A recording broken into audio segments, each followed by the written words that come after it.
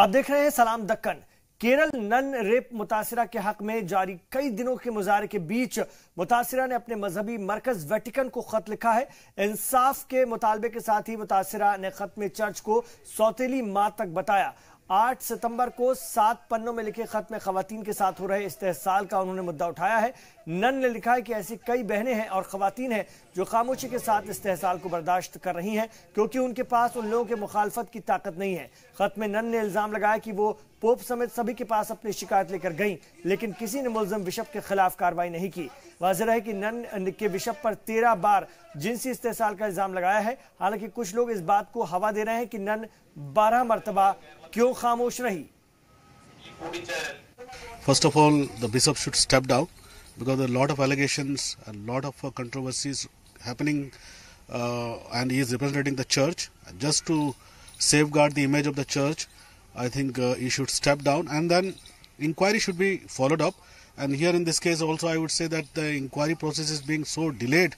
I don't know what is the reason. So the truth is not coming out. Both of the sides proving themselves they are right. So I think justice should be delivered to that lady if says her allegations are right. So उधर केरल में none के साथ हुए rape की जांच मामले में police पर लापरवाही के इल्जाम लग रहे हैं।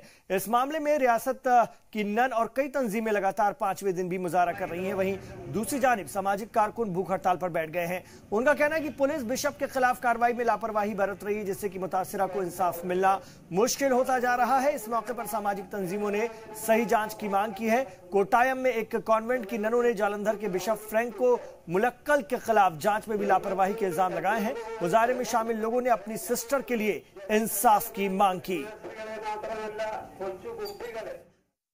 A nun comes out and says she has been raped. We know it is not the first time. We are the state who has witnessed the death of Abhaya, and we have heard so many nuns speak out against their oppression and suffering. And now when this woman speaks out and a few nuns come out, it is for the first time in our state. I feel so proud that they finally found their voice. But I am also appalled that a lot of people, including our politicians, are laughing at her, calling her a prostitute. You know how difficult it is for a raped woman to speak against it. It is not easy in our society, especially not so for a nun. And I'm so glad that I've been able to be part of this protest. I'm sure that more and more women will find voices. I'm sure more and more nuns will also find their voices, as they have been of late. This is a question that I face several times. So I have also asked the sisters regarding this. And what I understood is that you should consider the situation inside the convent is entirely different from what is outside. Inside the convent, these sisters and as well as conservatives and orthodox Christians consider these priests and bishops as equivalent to God. So think of a situation wherein a godlike person is doing something against us. We won't be in a position to complain because we are afraid whether we can raise our voice against a bishop. This was incited by some of the forces who are against, who was always working against the church. But I think in this matter there is no truth in it, because Bishop Franco can purchase anybody. He has purchased the politicians. He has purchased the law, the law safeguarding people, the police, and he can purchase anybody. So he is so powerful that this particular congregation is coming under his authority. It's not coming under the Pope. Actually, we started it as a one-day strike, hunger strike. But later on, when the sisters also came forward to participate in the strike, more and more people came here. Even the civil society as a whole came forward to support this. And the media also is giving a helping hand to the sisters and our strike. Now the first day itself, we have changed it as an indefinite strike. And yesterday also we continued the strike, and more and more people came. And today, the third day, we are just started. Kerala none rape के मुल्जिम Franco मुलाक्कल ने तमाम इल्जामात को खारिज किया है। जालंधर में मौजूद bishop का कहना है कि तमाम मुजाहिरे मुखालफों की साजिश का हिस्सा है, जो कि चर्च की मुखालफत करते रहे हैं। वही लोग इन ननों को हवा दे रहे हैं, जबकि पुलिस अपना काम कर रही है। उसमें तो मेरा कोई रिएक्शन नहीं है, क्योंकि पुलिस ने इधर आकर 9 घंटे मेरे साथ बैठकर गल्ला बातें कर रही हैं। उसका भी बयान लिया था, मेरा भी बयान लिया, उसमें कॉन्ट्रडिक्शन था। तो ये वापस जाके वो कॉन्ट्रडिक्शन को अभी स्टडी कर रहे हैं, कौन सच बोल रहे, कैसे है, तो फिर वो अपना कंक्लूशन बना के रिपोर्ट देना है। तो मैंने सुना है कि ये वो रिपोर्ट अभी थोड़ा लेट हो गया, क्योंकि उधर पानी का भी चक्कर था। तो मैं भी सुना कि उन लोग वो प्रोटेस्ट कर रहे हैं। वो तो अपनी दे आर फ्री, तो जो प्रोटेस्ट करना है, अपना डिमांड्स मांग करना, वो अपना उन लोगों का अपना हक है, उसके ऊपर मैं कुछ बोल नहीं सकता। मुझे ये लग रहा है कि जड़े लोग काफ़ी समाज हैं, चर्च की आंटी है, वो लोग ये सिस्टर लोगों को इस्तेमाल कर रहे हैं, उपयोग कर रहे हैं, क्योंकि उन लोग सिर्फ बिशप फ्रैंको का मुद्दा नहीं उठा रहा है, बहुत सारे मुद्दा उठाए। वो तो प्लाकार्ड से पढ़ने में पता लगेगा उन लोगों का जो भी ग्रीवेंसेस है। एक ग्रीवेंस है, मुझे जनरली वो प्रोटेस्ट कर रहे हैं, पर सिस्टर लोगों को आगे बिठाकर ये तो एक साजिश है, कॉन्स्पिरेसी है। इधर कर्नाटक में कांग्रेस एमएलए की नाराजगी की खबरों को रियासती सदर दिनेश राव गुंडू ने बीजेपी का शिगुफा बताया है। इस सवाल पर दिनेश गुंडू राव ने दावा किया कि अगर जरूरत पड़ी तो बीजेपी के ही 7 से 8 एमएलए इत्तेहादी हुकूमत की हिमायत करने के लिए तैयार बैठे हैं। कांग्रेस और जेडीएस दोनों के राब्ते में बीजेपी एमएलए के होने का दावा करते हुए राव ने कहा कि उनके सभी अरकान असेंबली पार्टी राब्ते में है और मीडिया जिनको नाराज बता रही है वो दोनों पार्टी के सीनियर अरकान हैं। इस मौके पर राव ने रियासत में खरीद फरोख्त जैसे मामले को हवा देने के लिए बीजेपी को जिम्मेदार ठहराया है। रियासती हुकूमत को गिराने के लिए बीजेपी की यह कोशिश कभी कामयाब नहीं होगी, यह भी उन्होंने कहा। See, there's nobody जो कांग्रेस से पार्टी छोड़ने का कोई सवाल ही नहीं। All the names that are being shown on television channels, all of them are in touch with me, in touch with the party leaders, and everybody is saying we don't. I don't know why our names are there on the list. Why is it coming on television? They're all protesting also. They're saying we're not interested in leaving the party. But this is all the work of BJP and BJP-sponsored media, which want to create this hype and create disturbance here. And that's what they're trying to do. BJP is trying to destabilize this government. Jarkiholi जी से, रमेश से, सतीश से रोज का संपर्क है, रोज हम बात कर रहे हैं, and there is no issue. There are some small issues regarding Belgaum district. Ramesh is our senior MLA, 5-term MLA. He's a minister. Satish also is a very senior leader. Both of them have always been anti-BJP throughout their political career. No question of joining BJP. And all the MLAs which is in lists you are seeing on the papers and news, none of them are going towards BJP. BJP trying to use unethical means to bring down this government, and I'm warning the BJP because with the JDS, 5 MLAs of BJP are in touch with the JDS leadership to shift from BJP to JDS. 2 MLAs of BJP are ready to come to Congress, but we don't want to do all these things. महकमा अक़लियत की जानिब से मौलाना अब्दुल कलाम आज़ाद भवन की संगे बुनियाद रखी गई, जिसमें कि माइनॉरिटी से ताल्लुक रखने वाले अहम दफातर भी बनाए जाएंगे। इस मौके पर अक़लियती वजीर ज़मीर अहमद खान ने कर्नाटक में अपने नजरिए का इजहार किया।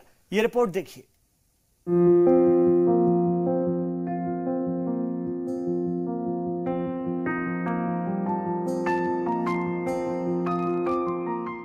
हुकूमत कर्नाटक के महकमा अक़लियती बहबूद की जानिब से अपनी पहली अलहदा इमारत की बुनियाद रखी गई। बेंगलुरु के बसंत नगर में बनने वाली इस इमारत को मौलाना अब्दुल कलाम के नाम से मंसूब किया गया है। नई इमारत में माइनॉरिटी महकमे के 100 से ज्यादा मुलाजिम के बैठने का इंतजाम किया जा रहा है। यहाँ इंफॉर्मेशन सेंटर के अलावा sir Syed Ahmad Khan research centre, digital library भी होगा। अभी वो बहुत सालों की अरमान थी, वो आज अरमान पूरी हुई। उसका शुक्रिया अदा मैं हमारे एक्स चीफ मिनिस्टर सिद्धरामैया साहब को करना चाहता हूँ, क्योंकि अभी वो इसके सैंकी टैंकी करके एरिया वो सबका था, माइनॉरिटी का नहीं था। वो एक मुसलमान के ऊपर एक ये रखे चाहत मोहब्बत रख के सिद्धरामैया साहब ने वो जगह अलट किए थे 10,000 स्क्वायर फीट। समझो कि अभी जो गवर्नमेंट वैली जो है उधर मेरे ख्याल से 8-9 हज़ार रुपये गवर्नमेंट वैली है, तो आधा तो पैसा भरना पड़ता है। उसके लिए भी आधा पैसे भी भरने को नहीं दिया सिद्धरामैया साहब। और आधा पैसा मतलब 10,000 स्क्वायर फीट का कम से कम 5 करोड़ तो देना पड़ता था माइनॉरिटी टेबल।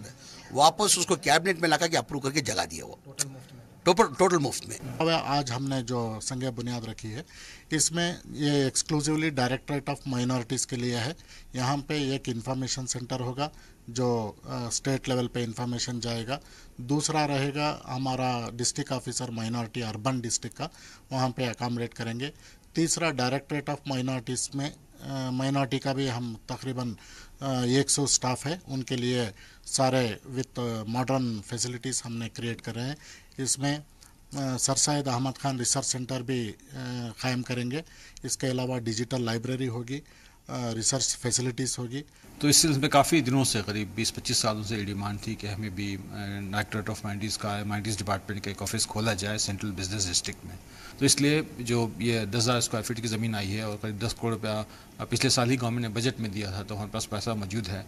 तो हमारी कोशिश है कि ये जो है बिल्डिंग बने और डायरेक्टरेट ऑफ माइनॉरिटीज़ का उर्दू एकेडमी है, KMDC वगैरह की सारी बिल्डिंग एक जगह पर आ जाए, तो माइनॉरिटीज़ को जो है कोई भी ऑफिस एक्सेस करने में हमें आसानी रहे। तकरीबन 10,000 स्क्वायर फीट में बनने वाली ये इमारत 15 महीनों में बनकर तैयार हो जाएगी। इसके अलावा राजधानी में ही मौलाना आजाद के नाम से एक और इमारत जेर तामीर है, जिसमें KMDC माइनॉरिटी कमिश्नर और उर्दू एकेडमी के दफ्तर भी मौजूद रहेंगे। जी सलाम के लिए बेंगलुरु से शाहिद काजी की रिपोर्ट। और कर्नाटक वक्फ बोर्ड की अहम मीटिंग में रियासती वजीर जमीर अहमद के बदले हुए तेवर नजर आए। रियासत के तमाम अजला के वक्फ अफसर और चेयरमैन के साथ हुई मीटिंग में लापरवाही को लेकर कार्रवाई तक की बात कही गई। मीटिंग में वजीर वक्फ जमीर अहमद खान, CEO सरफराज खान ने कई हिदायतें दी। वक्फ जायदाद और खासतौर से कब्रिस्तानों को लेकर पूरी रिपोर्ट देने की बात कही गई ताकि हुकूमत उनकी हदबंदी करा सके। मीटिंग में वक्फ इमलाक पर गैर कानूनी कब्जों को लेकर तुरंत कार्रवाई की हिदायत भी दी गई। हर डिस्ट्रिक्ट के अंदर ऐसे बहुत से प्रॉपर्टीज है, आज उनसे माहिती लिया और सही माहिती आज लेके नहीं है, इसके लिए उनको वार्न किया। मैं अभी अगली तारीख 6 तारीख अगले महीना 6 तारीख को मीटिंग फिक्स किया।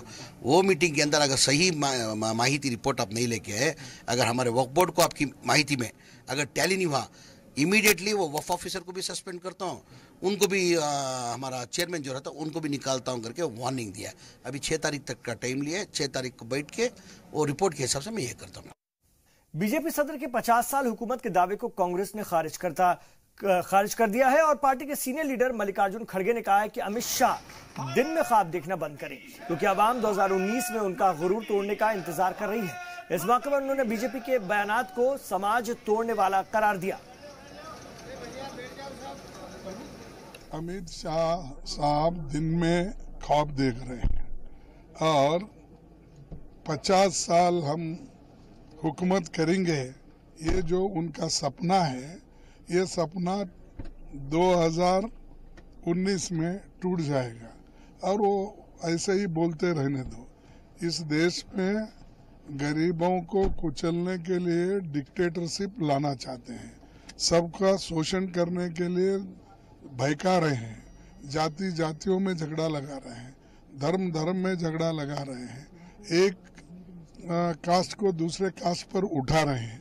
इससे पूरे देश का नुकसान होता है, खास करके समाज का नुकसान होता है। मुल्क में डॉलर के मुकाबले लगातार गिर रहे रुपए की कीमतों को लेकर डीएमके ने मरकज को कटघरे में खड़ा किया है। पार्टी लीडर सर्बानंद ने कहा कि इस तरह मरकजी हुकूमत तरक्की के दावे कर रही है, लेकिन रुपए की गिर रही वैल्यू और तेल की बढ़ रही कीमतों से आवाम परेशान है। उन्होंने कहा कि ऐसे हालात में बीजेपी लीडरान गलत आदाद और शुमार पेश करके आवाम को लगातार गुमराह कर रहे हैं। The falling value of the rupee against dollar is indicative of the doomed economy under the BJP rule. We have seen earlier how the BJP has equated the falling rupee to failure in governance in 2013 and 2014. There is no BJP leader who has not commented upon the falling rupee and equated it with the failure of Mr. Manmohan Singh. But now we are seeing a situation that is far worse than what we have seen in 2013 or 2014. In tandem with the rupee, the petrol prices, fuel prices are also being raised, but there is no end in sight for the free fall, the carnage the rupee is facing against the dollar. the government should do something about this and ensure that the rupee is made strong. Hyderabad में भारी बारिश के चलते आम जिंदगी मुतासिर होती नजर आ रही है। शहर के अहम उस्मानी अस्पताल में पानी दाखिल हो गया है, जिसकी वजह से वहां पर तालाब जैसा नजारा देखने को मिल रहा है। अस्पताल के वार्ड और गलियारे तक में पानी बह रहा है, जिसकी वजह से मरीज और तीमारदार भारी मुसीबत में फंसे नजर आए। लोगों का कहना है कि ये परेशानी यहाँ के लिए कोई नई नहीं है। ऐसे हालात के बावजूद भी अस्पताल इंतजामिया की खामोशी को लेकर लोग तरह तरह के सवाल उठा रहे हैं। और दूसरी जानिब उस्मानिया जनरल अस्पताल की बदहाल इमारत को लेकर मुजाहरा जारी है। नाराज डॉक्टरों ने हेलमेट पहनकर इलाज करने का फैसला किया है। अस्पताल अफसरान को एक नोटिस के जरिए इसकी इत्तला भी दे दी गई है। डॉक्टरों का कहना है कि अस्पताल में इलाज के दौरान उनकी जिंदगी खतरे में है और दिन जैसे से ढल रहे हैं, आए दिन अस्पताल की छतों से पत्थर गिरते रहते हैं, जिससे कि कई बार सीनियर अफसरान और हुकूमत को बताया गया, लेकिन इस पर गौर करने वाला कोई नहीं है। ये खतरा बरसात के दिनों में और बढ़ जाता है। ऐसे हालात में मरीजों को भी खतरा बना रहता है। हालांकि इंतजामिया का कहना है कि डॉक्टर हेलमेट के जरिए अपनी नाराजगी का इजहार कर रहे हैं, लेकिन इसका काम पर कोई असर नहीं हो रहा है। उस्मानिया हॉस्पिटल में ये रेनी सीजन में 2 एरिया में रूफ फॉल हो गए थे। वो फॉल हो गए तो ये जॉइंट एक्शन कमेटी वाले स्ट्राइक कर रहे 1 घंटे बोल के, आज हेलमेट डाल के ट्रीटमेंट देते बोल के कर रहे। अगर ये वन ऑफ द एक प्रोटेस्ट का मेथड है। अगर ट्रीटमेंट तो चल रहा पेशेंट को, क्योंकि डीसी ओपी सेफ बिल्डिंग है। इधर भी 2nd फ्लोर में पेशेंट्स नहीं है, 1st एंड ग्राउंड फ्लोर में पेशेंट्स है। पेशेंट को कुछ प्रॉब्लम तो नहीं है, ट्रीटमेंट एज यूजुअल पूरा चल रहा। प्रोटेस्ट 1 घंटे कर रहे हैं, मगर उससे हमारा सर्विसेज को कुछ प्रॉब्लम तो नहीं है। गवर्नमेंट भी सीरियस है, 2 साल से सीरियस है नया बिल्डिंग कंस्ट्रक्शन करने के लिए। उसके 2 टावर के, एक टावर इधर धोबी घाट बोल के खाली जगह है और एक टावर पीछे, 2 टावर कंस्ट्रक्शन करने के लिए गवर्नमेंट भी सीरियस है। वो जल्दी से जल्दी नया बिल्डिंग भी बनता, जब तक पेशेंट का ट्रीटमेंट को कुछ प्रॉब्लम तो नहीं है। तेलंगाना असेंबली तहलील होने के बाद मौजूदा हालात का जायजा लेने इलेक्शन कमीशन की एक टीम ने हैदराबाद का दौरा किया। ये टीम मौजूदा हालात पर चीफ इलेक्शन कमिश्नर को अपनी रिपोर्ट सौंपेगी, जिसके बाद चीफ इलेक्शन कमिश्नर ये तय करेंगे कि तेलंगाना असेंबली इंतखाब 4 रियासतों के साथ कराए जाएं या बाद में। वाज़ेह है कि रियासत के कारगुजार सीएम केसीआर ने वक्त से काफी पहले असेंबली को तहलील कर दिया है, जिसके बाद सभी जमातें इंतखाबी मुहिम में लग गई हैं। कमीशन के मुताबिक तेलंगाना में इंतखाबी तैयारियां करने और जिम्मेदारियां देने में तकरीबन 28 दिनों का वक्त लगेगा और उसके बाद ही इंतखाब का ऐलान मुमकिन होगा। वहीं सुप्रीम कोर्ट की जानिब से 2001 में कमीशन को हिदायत दी गई है कि इलेक्शन के ऐलान और वोटिंग के बीच ज्यादा 21 दिनों का फर्क होना चाहिए और इस हिसाब से देखा जाए तो अक्टूबर के आखिर में नोटिफिकेशन जारी हो सकता है, जिसके अगले 10 दिनों तक पर्चा नामजदगी और 14 दिनों के तशरीरी मुहिम के बाद वोटिंग का वक्त आने तक नवंबर के आखिरी दिन आ चुके होंगे। State legislature, the new state of Telangana, the election commission today they have come down to Hyderabad and they are eliciting the views of all the political parties, and they have asked our party, TRS party, to express our opinion regarding the election process. And we had some queries and we could elicit their views on those things, particularly with regarding the new electoral rolls, how to enroll, and with regard to the other issue, we have requested them to conduct the elections as early as possible, because now the government is only caretaker government. The people of Telangana want a functional government as early as possible. So we requested the Election Commission of India to take steps to conduct the elections as early as possible. Tamil Nadu के दलित leader और सामाजिक कारकुन के तौर पर मशहूर Emmanuel का 61वां death anniversary मनाया गया। इस मौके पर बड़ी तादाद में उन्हें खराज अकीदत पेश किया गया। तकरीब की तैयारी को लेकर रियासती पुलिस पूरी तरह मोहतात नजर आई।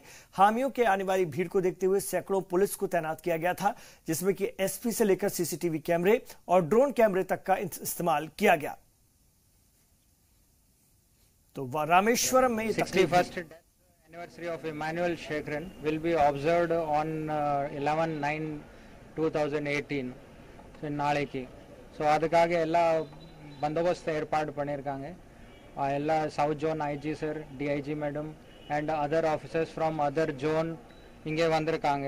Total 17 SPs, 19 ADSP, 28 DSPs and around 5,000 police personnels நம்ம டிஸ்ட்ரிக்ட்ல ராமநாதபுரம்ல डिप्लॉयमेंट பண்ணியிருக்காங்க. मुल्क में अमन और भाईचारे को लेकर फैज खान नामी शख्स ने 8,000 किलोमीटर की यात्रा तय की है. कश्मीर से लेकर कन्याकुमारी तक का यह सफर उन्होंने 24 जून 2017 को लद्दाख से शुरू किया था. 12,000 किलोमीटर यात्रा के हदफ को लेकर चले खासतौर से फैज खान कन्याकुमारी से अमृतसर जाएंगे. मुस्लिम राष्ट्रीय मंच के इस लीडर का कहना है कि वो मुल्क में भाईचारा कायम करने के लिए ये छोटी कोशिश कर रहे हैं. हाल ही में साथ ही वो लोगों को साफ सफाई और हरियाली के लिए पेड़ लगाने के लिए बेदार भी करते चले जा रहे हैं. I am doing Go Seva Sadbhavna Padyatra. I started from Leh Ladakh on 24th June 2017. I came here in Rameshwaram in Dhanushkodi after walking off 15 months and 8,000 kilometers I have been completed. I have to complete total 12,000 kilometers. The circle of this yatra, the route of this yatra is Leh to Kanyakumari, then Kanyakumari to Amritsar. So I have to do this. I am doing this Padyatra for awareness of holy cow, our trees, to make our country clean and green, to make the awareness of women empowerment, to plant the tree, to make our river clean. I am doing for this Go Padyatra or all for this cause. I am doing this Padyatra. I took the jal from Sindhu river to offer the Bhagwan Shiv here at Rameshwaram, to spread this message from the Ladakh, from Kashmir to Kanyakumari. India is one. To make our nation strong, to make our nation Vishwa Guru, I am doing this Padyatra. तो इन तमाम खबरों पर हमारी नजर बनी हुई है. आप रहिए जी सलाम के साथ.